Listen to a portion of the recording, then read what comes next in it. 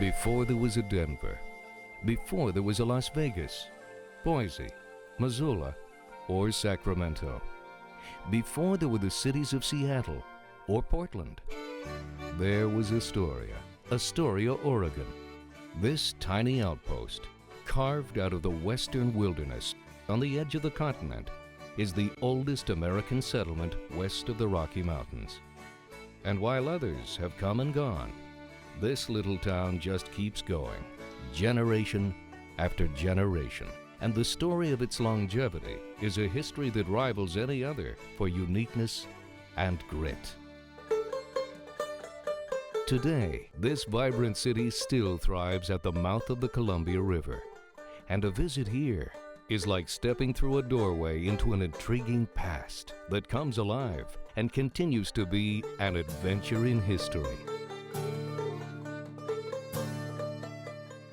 Astoria's legendary characters and compelling stories continue to attract and fascinate people of all ages.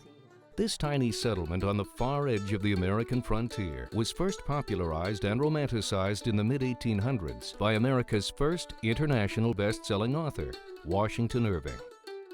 At one time, most U.S. citizens and every schoolchild were aware of this icon of the American West.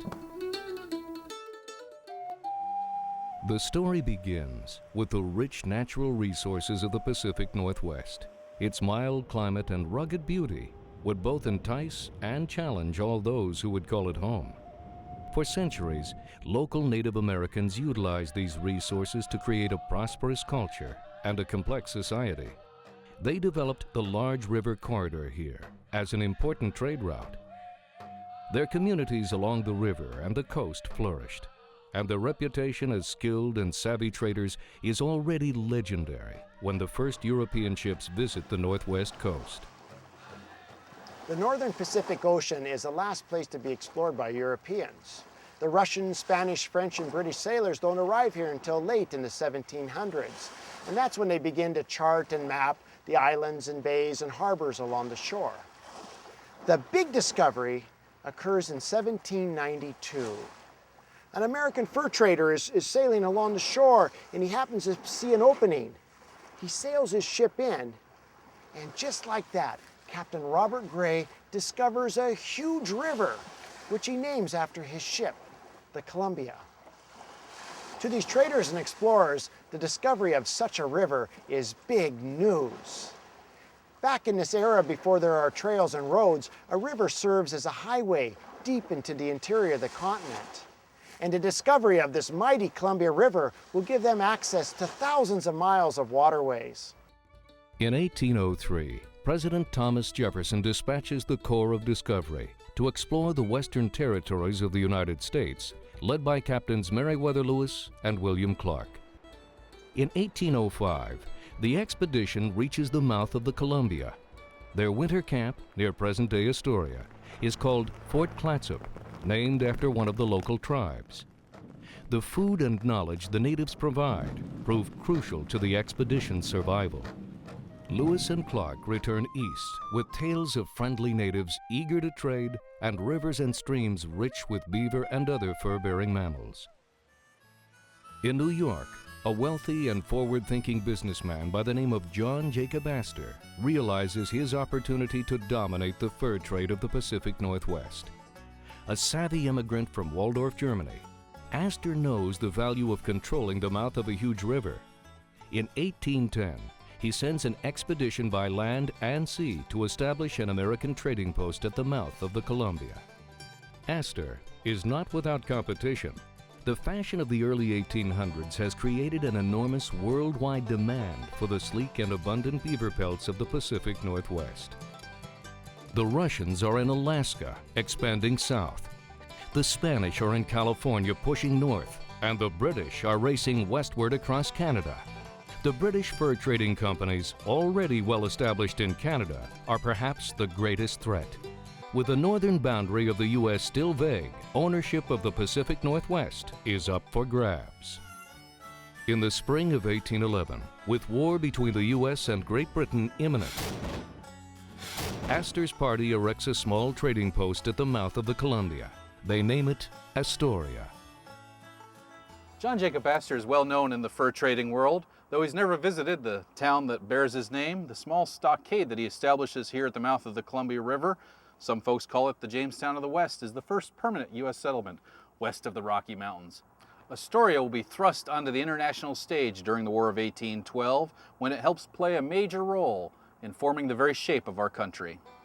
Following the war with Great Britain, fur trappers like Astor's and their quest for the common American beaver opened the way west for thousands of American settlers along the Oregon Trail.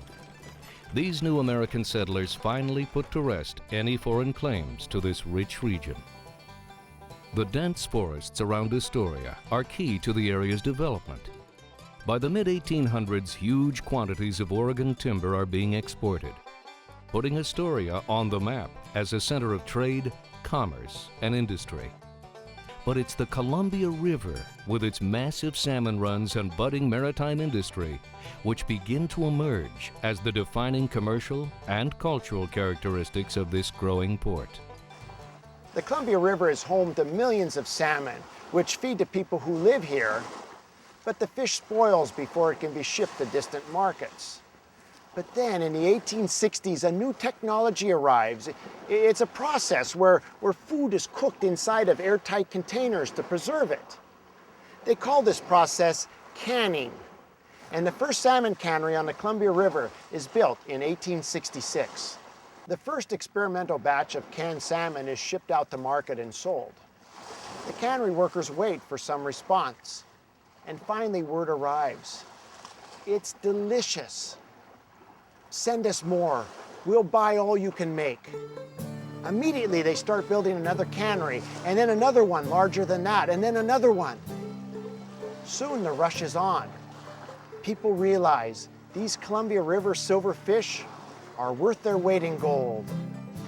By the late 1800s, Astoria has earned an international reputation as the salmon canning capital of the world.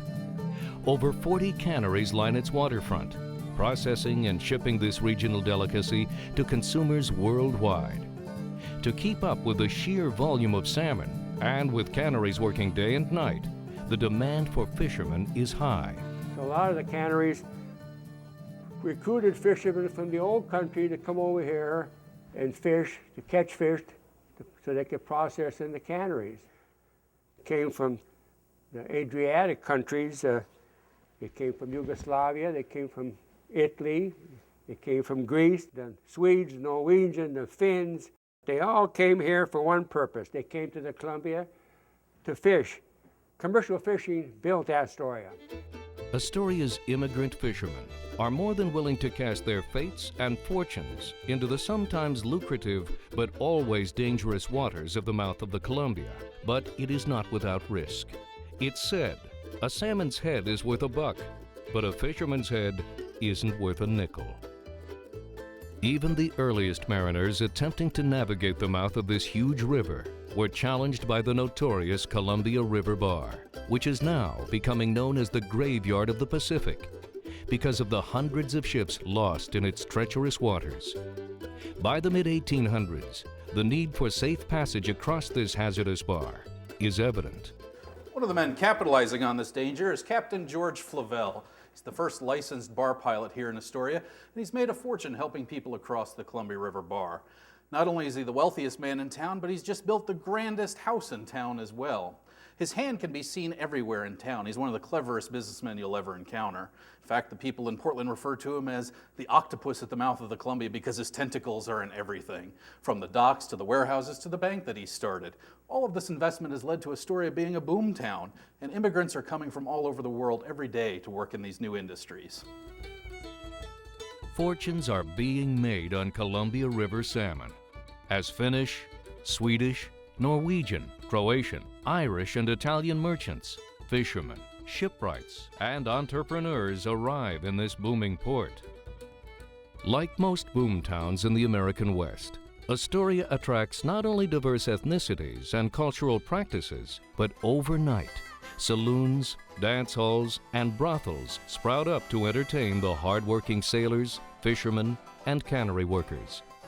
By 1888, Astoria has more bars and more churches than San Francisco or Seattle. A colorful and bustling waterfront features trapdoors in some bars to Shanghai unsuspecting laborers on departing ships, leading one Oregonian writer to label Astoria perhaps the most wicked place on earth. Amidst this flood of immigrants, born of diverse nationalities and social classes, the Chinese emerge as the backbone of the cannery workforce. The Chinese population in Astoria at one time, this was years ago, was larger than the population in San Francisco. There were at least 4,000 Chinese in Astoria. The main contribution of the Chinese in Astoria, of course, centered around the cannery work, because that's where most everybody was employed. The Chinese in general were well respected because of their work ethic. They didn't goof off. They paid attention to the work. The diverse ethnic populations that fuel Astoria's boom in the late 1800s maintain their individual cultural identities well into the 20th century.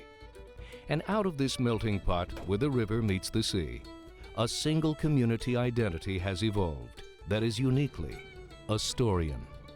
Astoria retains much of the romance that I found in it in my growing up years. It's a hometown era feeling. There is something in the air here that seems like a touch of magic. Today, Astoria's rich past and vibrant history remain a colorful tapestry that weaves this living legend of the American West in a magical aura. Its presence is palpable in the misty mornings and in the thick salt air that wraps itself around the Victorian homes that cling to steep hillsides, and the aging cannery pilings which speak to a bygone era. While Astoria remains a hard-working fishing town, its visible history and authentic character has not escaped a generation of Hollywood filmmakers and their fans. Hollywood icons keep returning to the spectacular scenery, hometown feel, and welcoming hospitality that continues to attract visitors after 2 centuries. As Astoria moves into the 21st century, it brings with it 200 years of a history that continues to honor its maritime tradition, while capturing the imagination and inspiring the creativity of a new generation of Astorians who are dedicated to preserving the past while forging a future that will continue to honor Astoria's ongoing adventure in history.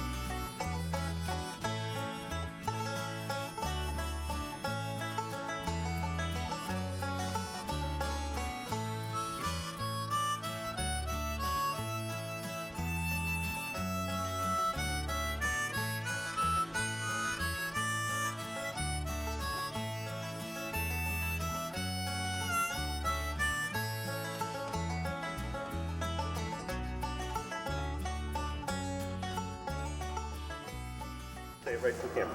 In action.